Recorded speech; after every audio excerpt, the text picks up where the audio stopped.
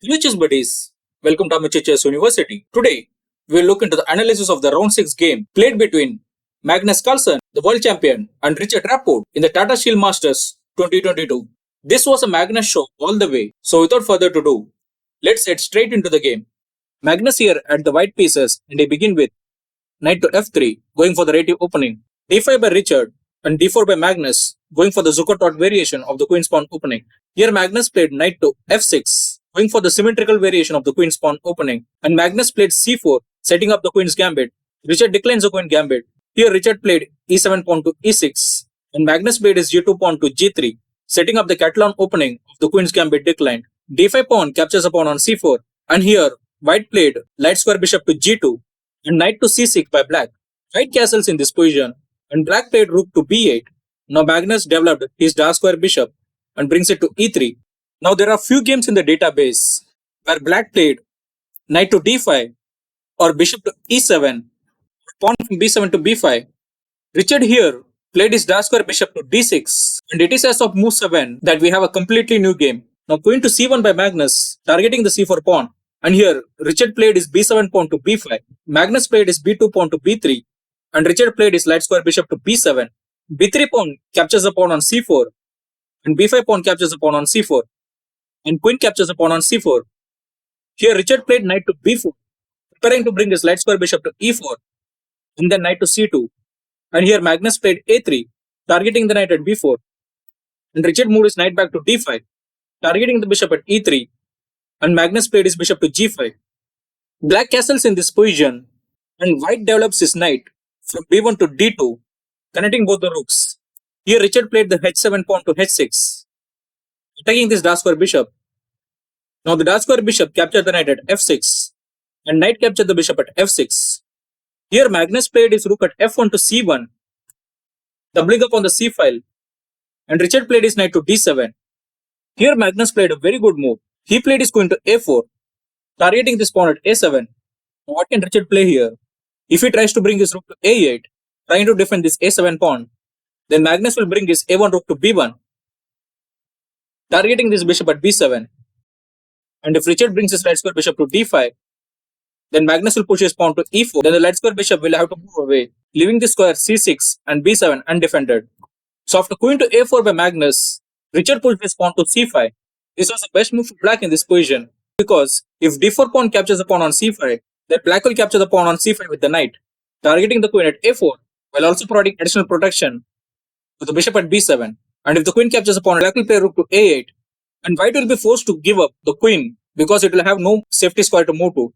So after pawn to c5 from black, Magnus didn't capture the pawn on c5. He proceeded on a7 with his queen.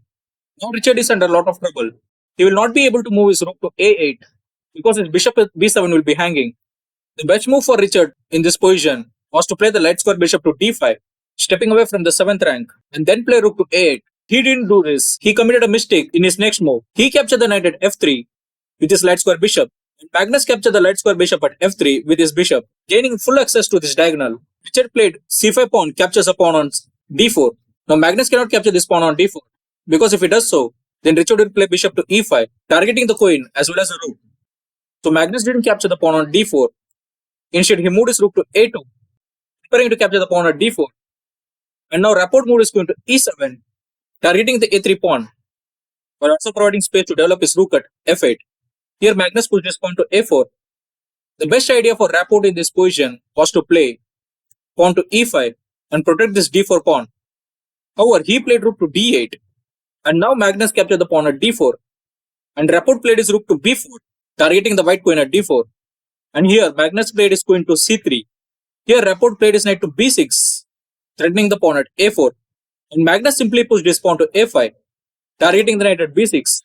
Here Rapport could have played his rook to c8, targeting the queen and forcing it to move away.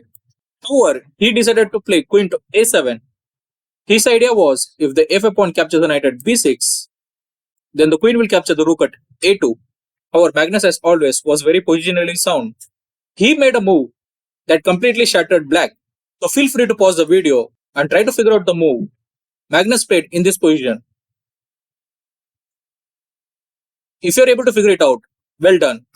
The move made by Magnus in this position was playing queen to e3, Now Richard had no way of saving his poor knight at b6. If he tries to play something like knight to c8, then Magnus will capture the knight at c8 with his rook. And if Richard captures the queen at e3, then Magnus will capture the rook at d8 first, delivering a check. And when Richard will be forced to move his bishop to f8, then Magnus will capture the queen with his e3 pawn. With so many pieces on the board, he will be setting himself up for a very dominating win. So after queen to e3 by Magnus, Richard decided to play his bishop to e7. His idea was to bring the bishop to g5 and then target the queen at e3. And here Magnus played his rook to c2, providing support to his rook at a2 when the pawn captures the knight at b6. And here Richard played his dark-square bishop to g5, targeting the queen at e3. And Magnus played his queen to c5, targeting the rook at b4. So Richard was forced to bring his bishop back to e7. And here Magnus played pawn capture the knight at b6. And Richard played queen capture the rook at a2. Now the white queen captured the dark-square bishop at e7. And black queen captured the rook at c2, targeting this knight at d2. And here white queen captured the rook at d8, delivering a check while also protecting the knight at d2. And black moved his king to h7.